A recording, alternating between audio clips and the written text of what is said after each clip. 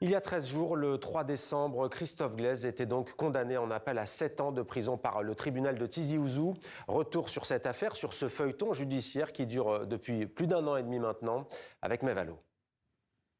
On n'a pas de nouvelles, mais là, le procès a lieu actuellement.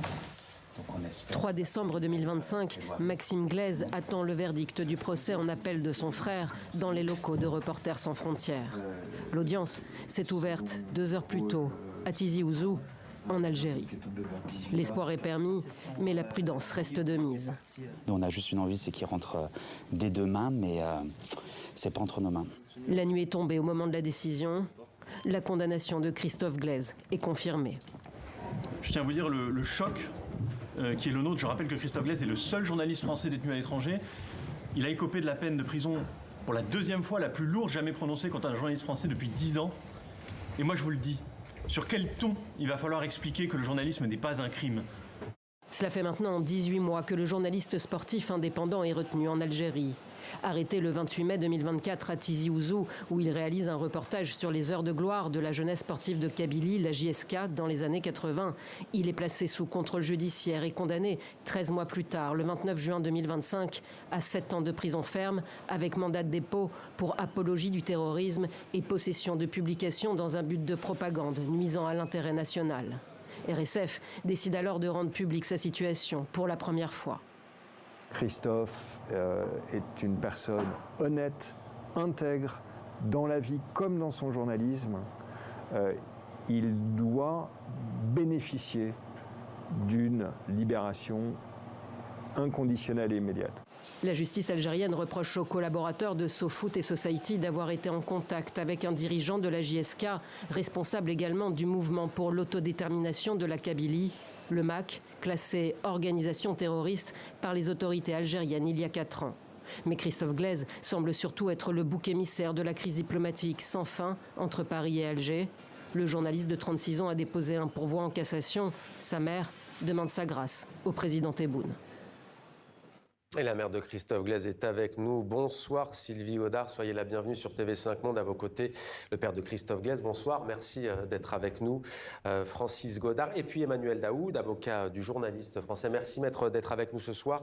Sylvie Godard, vous gardez espoir 2 semaines après cette peine de 7 ans de prison confirmée en appel?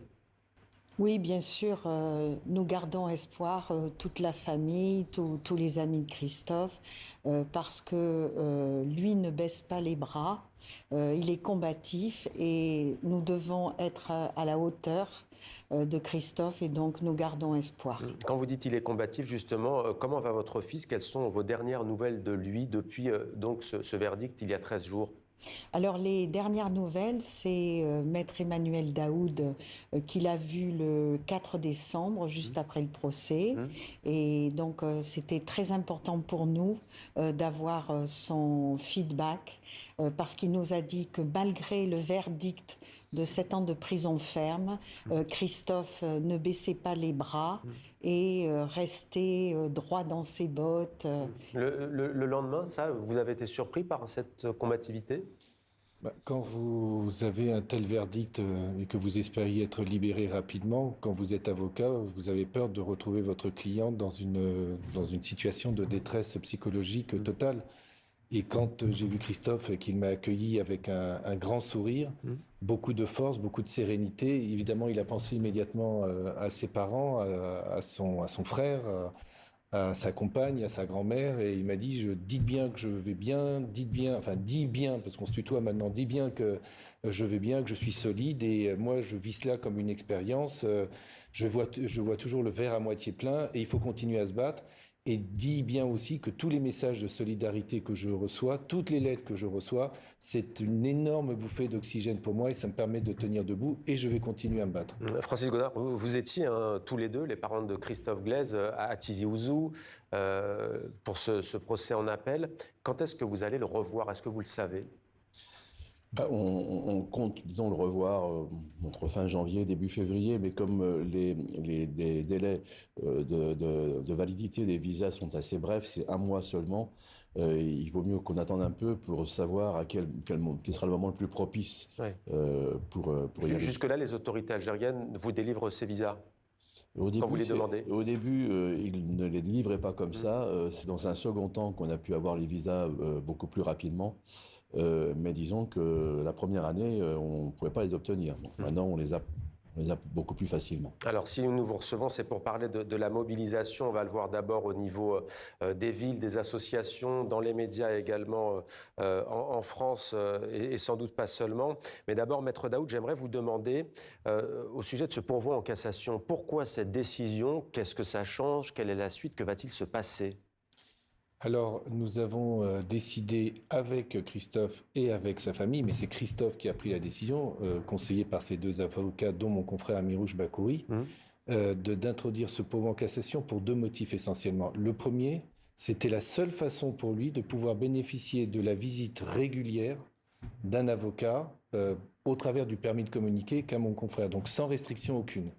Et vous imaginez bien combien c'est important pour un détenu de pouvoir voir son avocat quand il le souhaite. Deuxième raison, c'est que Christophe, il l'a dit à son procès, n'a pas commis la moindre infraction à la déontologie journalistique, n'a pas commis la moindre approximation par rapport à cela, et il ne pouvait pas accepter une condamnation qui laisserait à penser qu'il avait commis des fautes et des manquements à la déontologie journalistique. Mais je vous le dis tout de suite, c'est d'abord à visée humanitaire et nous, ce sur quoi nous sommes mobilisés avec le comité de soutien, avec les parents, avec RSF, c'est la grâce qu'a adressée, la demande de grâce qu'a adressée Sylvie à M. le Président Tebboune. Donc le pourvoi en cassation, ce n'est pas une issue judiciaire, nous n'y croyons plus à la voie judiciaire. Mais ce pourvoi en cassation n'empêche pas une grâce du président Abdelmajid Tebboune. Absolument pas, pour une raison simple, c'est que, prenons cette hypothèse que nous appelons de nos voeux, imaginons que ce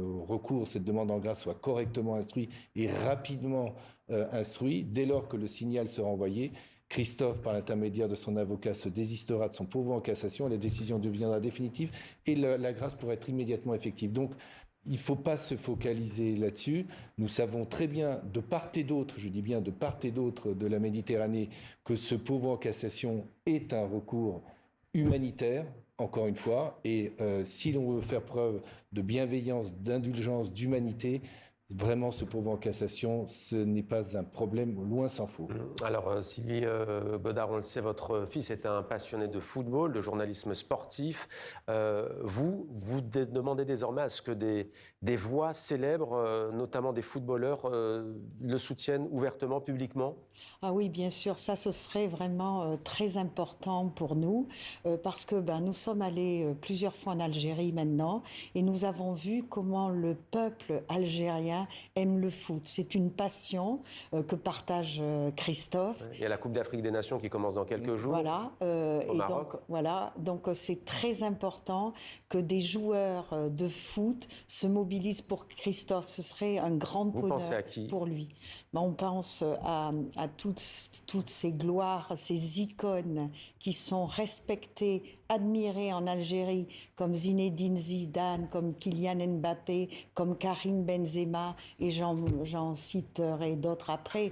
Mais c'est ça, c'est qu'il faut vraiment qu'il se mobilise pour lui, parce que Christophe s'est toujours mobilisé pour eux. Ouais, en fait, c'est une mobilisation, si on vous croit bien, sur tous les terrains judiciaires, associatifs, publics, médiatiques. Il y a aussi le terrain politique. Vous avez été reçu au Sénat hier. Comment ça s'est passé? D'une part, un grand nombre de sénateurs étaient là, mais ils ne sont pas toujours nombreux dans l'hémicycle. Ils l'étaient. Voilà, ils étaient autour de nous hier. Et le président Larcher nous a assuré de son soutien actif en usant des réseaux des personnes qu'il connaît dans le monde. Vous aviez été reçu aussi par le président Emmanuel Macron au lendemain du verdict? Tout à fait. Donc nous avons pu ainsi échanger nos informations et comprendre aussi quelles étaient les intentions d'action du président Macron qui ne va pas rester immobile dans cette affaire.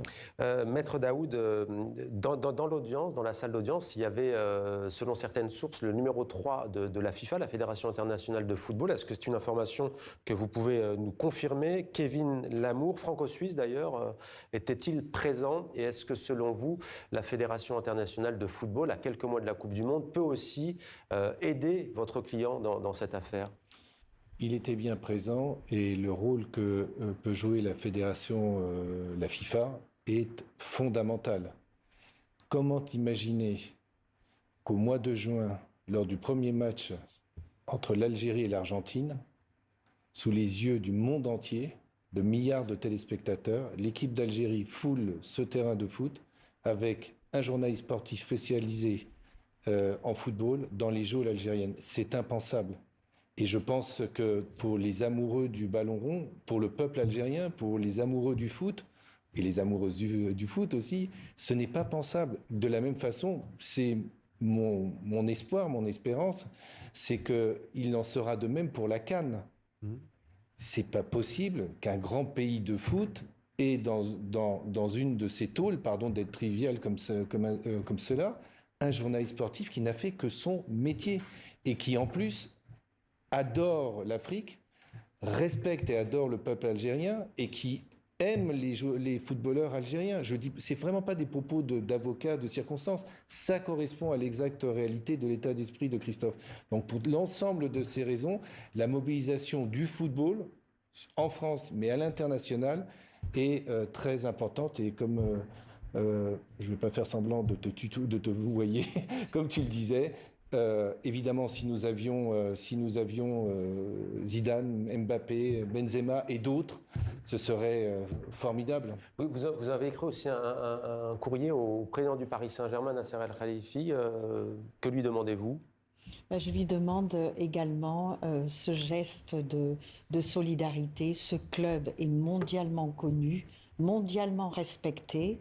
Et ce serait important qu'il puisse adresser, sous la forme qu'il juge la plus adaptée, un message de soutien à Christophe. Ouais. Sur les conditions de détention de votre fils, que pouvez-vous nous en dire ? On en avait déjà parlé il y a quelques semaines sur notre plateau, c'était au mois d'octobre, donc bien avant ce verdict en appel. Quelles sont ces conditions de détention ?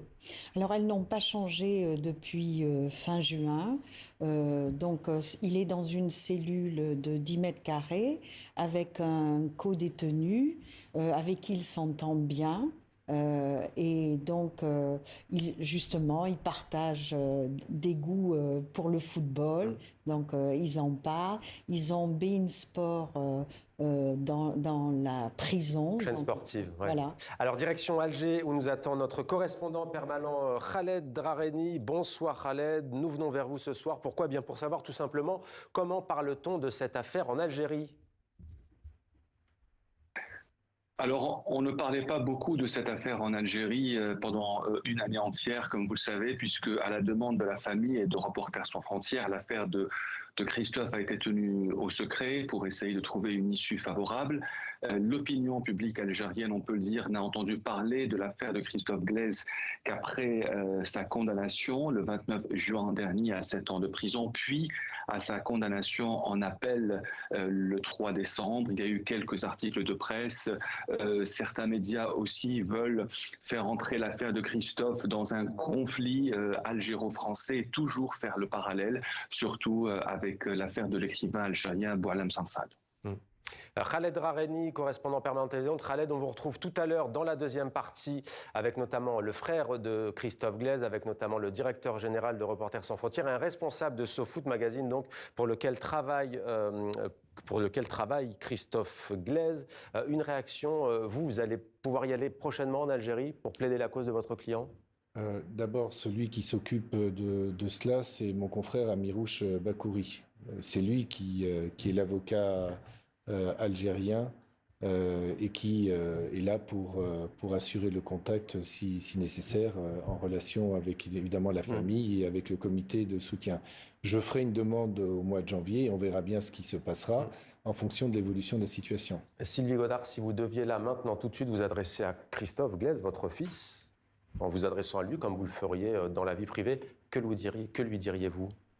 Et que nous pensons toutes les minutes à lui, nous agissons pour sa libération, nous nous mobilisons à côté de RSF et de ses avocats pour sa libération et qu'il tienne le coup parce qu'il va bientôt être libre avec nous. Merci beaucoup Sylvie Godard, merci à vous également Francis Godard et Emmanuel Daoud, avocat donc de Christophe Glaise. Nous poursuivrons donc cette édition dans la deuxième partie de ce journal avec donc de nombreux autres invités.